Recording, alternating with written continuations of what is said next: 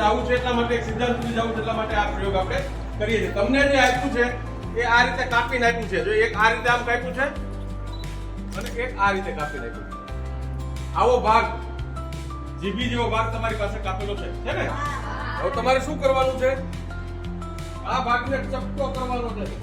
જેમ કાગળને ગઢ પાડીએ ને એ રીતે કેવી રીતે બને? તો બંને ખૂણાને આપણે કાગળને જેમ ગઢ પાડીએ ને એમ આમ પાડી દેવાનું, ખૂણા ઉપર ગઢ. ચાલો પડી ગઈ બધાને?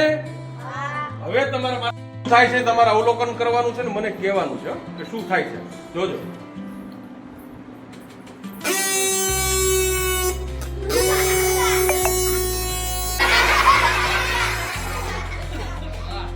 ચાલો હવે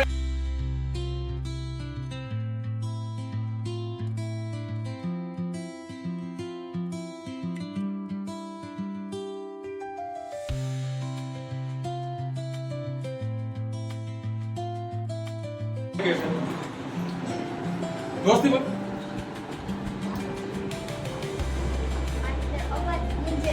અવાજ ગુંજે ગુંજે તો જ વાગે વાગે.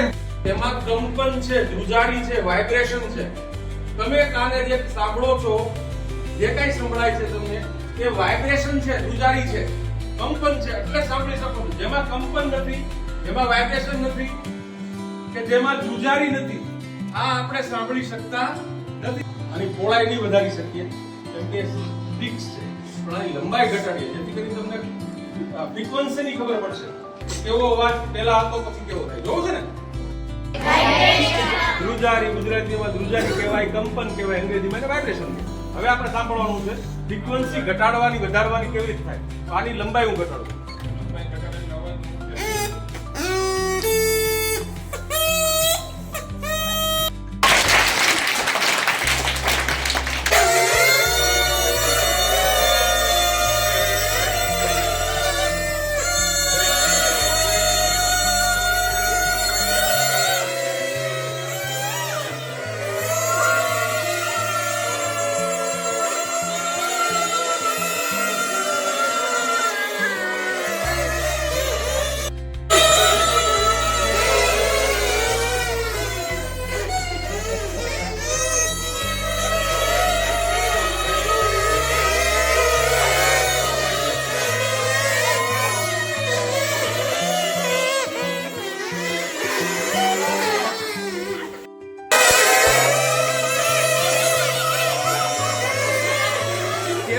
આવડે.